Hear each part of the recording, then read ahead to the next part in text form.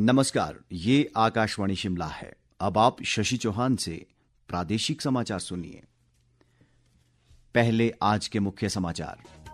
प्रधानमंत्री नरेंद्र मोदी ने कहा, टेक्सटाइल वेस्ट पूरी दुनिया के लिए बना चिंता का विषय। मन की बात कार्यक्रम में लोगों से जल संरक्षण का भी किया आह्वान। मुख्यमंत्री ने राष्ट्रीय विधि विश्वविद्यालय के दूसरे दीक्षांत समारोह में विद्यार्थियों को प्रदान की डिग्री व उपाधियां। केंद्र सरकार ने हरोली विधानसभा क्षेत्र के लिए 75 करोड़ रुपए की बीत क्षेत्र सिंचाई योजना के दूसरे चरण को दी मंजूरी।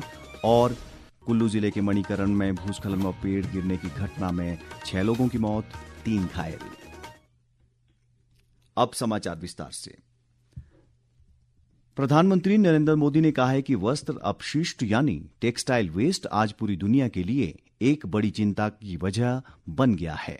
प्रधानमंत्री ने आज आकाशवाणी के माध्यम से मन की बात कार्यक्रम में देश विदेश के श्रोताओं के साथ अपने विचार साझा किए।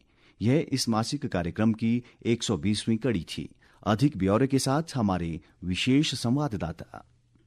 मन की बात कार्यक्रम में प्रधानमंत्री नरेंद्र मोदी ने कहा कि भारत दुनिया का ऐसा तीसरा देश है जहां सबसे ज्यादा टेक्सटाइल वेस्ट निकलता है। उन्होंने कहा कि इस चुनौती से निपटने के लिए देश में कई सराहनीय प्रयास किए जा रहे हैं। हमारे देश में इस चुनौती से निपटने के लिए कई सराहनीय प्रयास किए जा रहे हैं। कई भारतीय स्टार्टअप्स ने टेक्सटाइल रिकवरी फैसिलिटीज पर काम शुरू किया है। वे पुराने कपड़ों और जूते चप्पलों को रिसाइकल कर जरूरतमंदों तक पहुंचाते हैं। कुछ संस्थाएं पुराने कपड़े लेकर उसे दोबारा उपयोग करने लायक बनाती हैं और गरीबों तक पहुंचाती हैं। नरेंद्र मोदी ने इस बात पर संतोष व्यक्त किया कि कई राज्यों में जल संचय से जुड़े कामों में नई तेजी आई है और जल संरक्षण से अधिक लोगों को जोड़ने के लिए जल संचय जन भागीदारी अभियान भी चलाया जा रहा है। जल संरक्षण से ज्यादा लोगों को जोड़ने के लिए जल संचय जन भागीदारी अभियान भी चलाया जा रहा है। प्रयास यही है कि जो प्राकृतिक संसाधन हमें मिले हैं उसे हमें अगली पीढ़ी तक सही सलामत पहुंचाना है। साथियों, बारिश की बूंदों को संरक्षित करके हम बहुत सारा पानी बर्बाद होने से बचा सकते हैं। प्रधानमंत्री ने विद्यार्थियों को ग्रीष्मकालीन अवकाश के दौरान सकारात्मक कार्य करने की सलाह दी। ये समय किसी नई हॉबी को अपनाने के साथ ही अपने हुनर को और तराशने का भी है। आज बच्चों के लिए ऐसे प्लेटफॉर्म की कमी नहीं जहां वे काफी कुछ सीख सकते हैं। जैसे कोई संस्था टेक्नोलॉजी कैंप चला रही हो तो बच्चे वहां ऐप बनाने के साथ ही ओपन सोर्स सॉफ्टवेयर के बारे में जान सकते हैं। अगर कहीं पर्यावरण की बात हो, थिएटर की बात हो या लीडरशिप की बात हो, ऐसे विविध विषय के कोर्स होते रहते हैं तो उससे भी जुड़ सकते हैं। नरेंद्र मोदी ने हाल ही में संपन्न खेलो इंडिया पैरा गेम्स में खिलाड़ियों के प्रदर्शन की सराहना की। उन्होंने कहा कि इन खेलों के दौरान दिव्यांग खिलाड़ियों ने 18 राष्ट्रीय रिकॉर्ड बनाए, जिनमें से 12 रिकॉर्ड महिला खिलाड़ियों के नाम रहे। मैं खेलो इंडिया पैरा गेम्स में हिस्सा लेने वाले सभी खिलाड़ियों को उनके शानदार प्रयासों के लिए बधाई देता हूँ। हरियाणा, तमिलनाडु और यूपी के खिलाड़ियों को पहला, दूसरा और तीसरा स्थान हासिल करने के लिए शुभकामनाएं देता हूँ। इन खेलों के दौरान हमारे दिव्यांग खिलाड़ियों ने 18 राष्ट्रीय रिकॉर्ड भी बनाए, जिनमें से 12 तो हमारी महिला खिलाड़ियों के नाम रहे। प्रधानमंत्री ने देशवासियों को आज से शुरू हुए चैत्र नवरात्रों की भी शुभकामनाएं दी। रितेश कपूर, आकाशवाणी समाचार, शिमला। विपक्ष के नेता जयराम ठाकुर ने शिमला में भाजपा कार्यकर्ताओं के साथ प्रधानमंत्री के मन की बात कार्यक्रम को सुना। उन्होंने कहा कि नरेंद्र मोदी ने अनेक मुद्दों पर देशवासियों का मार्गदर्शन किया और कई जरूरी विषयों का जिक्र किया। मन की बात के माध्यम से बहुत सारी चीजों की जानकारियां जो लोगों तक पहुंचाने का एक प्रयत्न होता है और उसके साथ साथ नए इनिशिएटिव के साथ, नए विजन के साथ हर बार कोई नई चीज कह करके वो जोड़ करके इस मन की बात के माध्यम से लोगों को प्रेरित करते हैं। नया कॉन्सेप्ट जो है टेक्सटाइल वेस्ट का, ये मुझे लगता है कि बहुत महत्वपूर्ण उस दृष्टि से भारत एक ऐसा देश है जहां टेक्सटाइल वेस्ट की बहुत बड़ी मात्रा है। पूरी दुनिया में नए तरीके से कैसे इसका उपयोग कर सकते हैं टेक्नोलॉजी के माध्यम से, उन सारी चीजों का भी उन्होंने जिक्र किया। मुख्यमंत्री सुखविंदर सिंह सुक्खू ने आज राष्ट्रीय विधि विश्वविद्यालय के दूसरे दीक्षांत समारोह में विद्यार्थियों को उपाधियां व डिग्रियां प्रदान की। दीक्षांत समारोह राज्य न्यायिक अकादमी शिमला में आयोजित किया गया। मुख्यमंत्री ने कहा कि कानून की पढ़ाई करने से आत्मविश्वास की भावना जागृत होती है। उन्होंने कहा कि पिछले 2 वर्षों में राज्य सरकार ने व्यवस्था परिवर्तन की दिशा में कई कानूनी सुधार किए हैं। सुखविंदर सिंह सुक्खू ने बताया कि राज्य सरकार ने अनाथ बच्चों के कल्याण के लिए कानून बनाकर लगभग 6000 बच्चों का भविष्य सुरक्षित किया है। समारोह में सर्वोच्च न्यायालय के न्यायाधीश न्यायमूर्ति संजय करोल और प्रदेश उच्च न्यायालय के पूर्व मुख्य न्यायाधीश न्यायमूर्ति राजीव शकधर को कानून के क्षेत्र में उनके योगदान के लिए डॉक्टर ऑफ लॉज की मानद उपाधि प्रदान की गई। इस मौके पर 451 विद्यार्थियों को उपाधियां जबकि 15 को पीएचडी की डिग्री प्रदान की गई।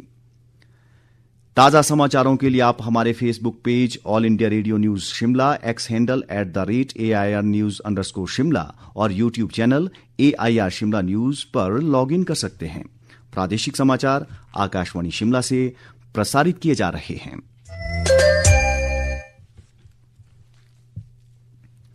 उप मुख्यमंत्री मुकेश अग्निहोत्री ने कहा है कि केंद्र सरकार ने 75 करोड़ रुपए की हरोली विधानसभा की बीत क्षेत्र सिंचाई योजना के दूसरे चरण को मंजूरी दे दी है।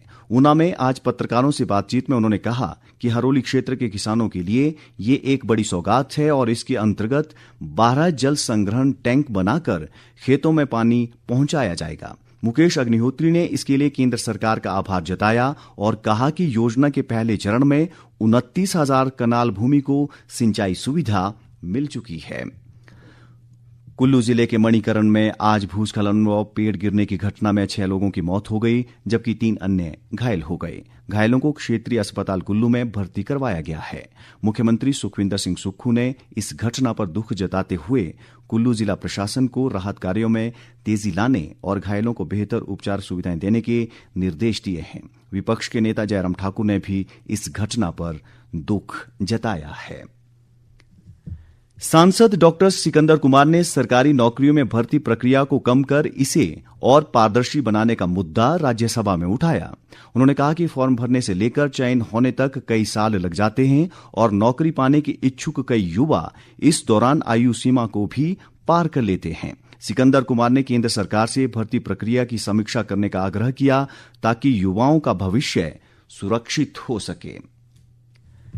चैत्र नवरात्र आज से शुरू हो गए हैं। आज ही हिंदू नव वर्ष भी शुरू हो गया है। नवरात्र के लिए सभी शक्तिपीठों सहित अन्य मंदिरों में सुबह से ही भक्तों का तांता लगा रहा जो मां के विभिन्न रूपों के समक्ष नतमस्तक हुए। नवरात्र के पहले दिन आज मां के पहले स्वरूप शैलपुत्री की पूजा अर्चना की गई। कांगड़ा, ऊना और बिलासपुर जिलों में स्थित शक्तिपीठों चामुंडा देवी, वज्रेश्वरी देवी, ज्वालामुखी, चिंतपूर्णी और श्री नैना देवी मंदिर में श्रद्धालुओं की सुविधा व सुरक्षा के विशेष प्रबंध किए गए हैं। इधर राजधानी शिमला स्थित कालीबाड़ी मंदिर और तारादेवी मंदिर में भी बड़ी संख्या में श्रद्धालुओं ने मां के समक्ष शीश नवाया। चंबा जिले में जनजातीय पांगी घाटी की शौर पंचायत के उप प्रधान निहाल सिंह भारद्वाज और रेई पंचायत के उप प्रधान ठाणूलाल शर्मा ने आज शिमला में शिक्षा मंत्री रोहित ठाकुर से भेंट कर उन्हें अपनी पंचायतों की विभिन्न समस्याओं से अवगत करवाया। इन पंचायत प्रतिनिधियों ने पांगी क्षेत्र के स्कूलों में अध्यापकों व जलवाहकों के खाली पदों को जल्द भरने का आग्रह किया। शिक्षा मंत्री ने पंचायत प्रतिनिधियों को सभी जरूरी पद जल्द भरने का भरोसा दिलाया। राज्य सरकार ने स्वास्थ्य सेवाओं को और मजबूत करने के लिए चिकित्सा शिक्षा निदेशालय और स्वास्थ्य सेवाएं निदेशालय में कर्मचारियों के संवर्ग को अलग करने की अधिसूचना जारी की है। विभाग के एक प्रवक्ता ने बताया कि सभी कर्मचारियों को अपनी पसंद के अनुसार संवर्ग चुनने का अवसर दिया गया और 14,573 कर्मचारी स्वास्थ्य सेवाएं निदेशालय में शामिल हुए हैं। इसके अलावा 5,002 कर्मचारियों ने चिकित्सा शिक्षा निदेशालय को चुना है। अंत में मुख्य समाचार एक बार फिर। प्रधानमंत्री नरेंद्र मोदी ने कहा टेक्सटाइल वेस्ट पूरी दुनिया के लिए बना चिंता का विषय। मन की बात कार्यक्रम में लोगों से जल संरक्षण का भी किया आह्वान। मुख्यमंत्री ने राष्ट्रीय विधि विश्वविद्यालय के दूसरे दीक्षांत समारोह में विद्यार्थियों को प्रदान की डिग्री व उपाधियां। केंद्र सरकार ने हरोली विधानसभा क्षेत्र के लिए 75 करोड़ रुपए की बीत क्षेत्र सिंचाई योजना के दूसरे चरण को दी मंजूरी। और कुल्लू जिले के मणिकरण में भूस्खलन व पेड़ गिरने की घटना में 6 लोगों की मौत, 3 घायल। इसी के साथ ये समाचार बुलेटिन समाप्त हुआ। हमारा अगला बुलेटिन आप सुन सकते हैं कल सुबह 9:20 पर। नमस्कार।